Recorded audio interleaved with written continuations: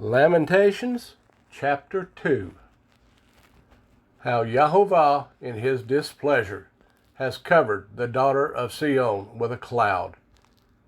He has cast down from the heavens to the earth the comeliness of Israel, and has not remembered his footstool in the day of his displeasure. Jehovah has swallowed up without compassion all the pastors of Jacob. In his wrath he has thrown down the strongholds of the daughter of Yehudah. He has brought them down to the ground. He has profaned the reign and its rulers. In the heat of displeasure he has cut off every horn of Israel. He has withdrawn his right hand from before the enemy, and he burns against Jacob like a flaming fire, consuming all around. He has bent his bow like an enemy. He has set his right hand like an adversary, and he slays all who delighted the eye. In the tent of the daughter of Sion he has poured out his wrath like fire. Jehovah has been like an enemy. He has swallowed up Israel. He has swallowed up all her palaces. He has destroyed her strongholds. And he increases mourning and lamentation in the daughter of Yehudah. He has demolished his booth like a garden. He has destroyed his place of meeting. Jehovah has made the appointed times and Sabbaths to be forgotten in Sion, and despises sovereign and priest in his raging displeasure. Jehovah has cast off his altar. He has rejected his set-apart place. He has delivered the walls of her palaces into the hand of the enemy. They have made a noise in the house of Jehovah as on the day of an appointed time. Jehovah has planned to destroy the wall of the daughter of Sion. He has stretched out a line. He has not turned back his hand from destroying. And he has made the rampart and wall to lament. Together they have languished. Her gates have sunk into the ground. He has destroyed and broken her bars. Her sovereign and her rulers are among the Gentiles. The Torah is no more, and her prophets have found no vision from Jehovah. The elders of the daughter of Sion sit on the ground, are silent. They have thrown dust on their heads. They have girded themselves with sackcloth. The maidens of Jerusalem have let their heads hang to the ground. My eyes are spent with tears. My inward parts ferment.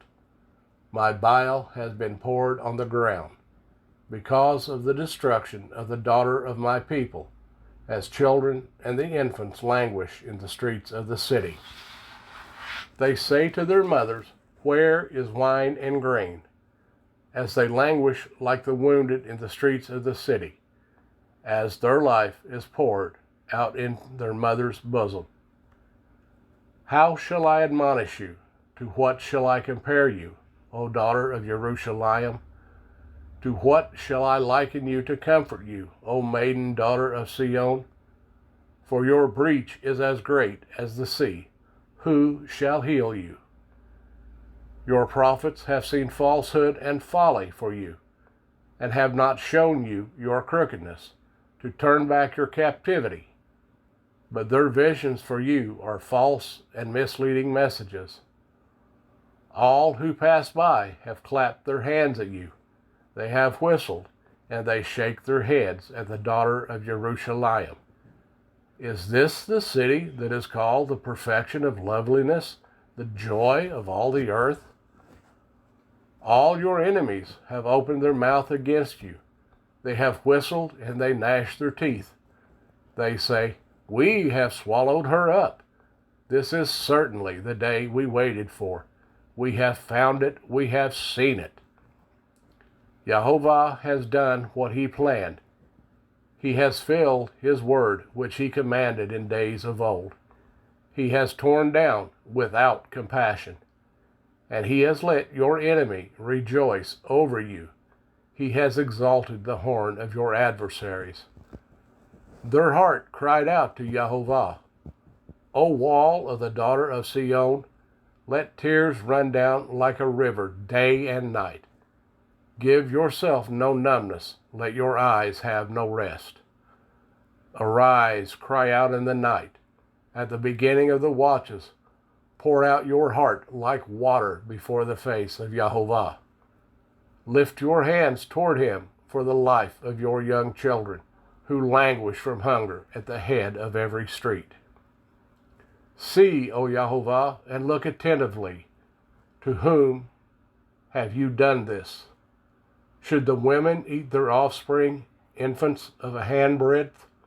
Should the priest and prophet be slain in the set-apart place of Jehovah? Young and old lie on the ground in the streets. My maidens and my young men have fallen by the sword.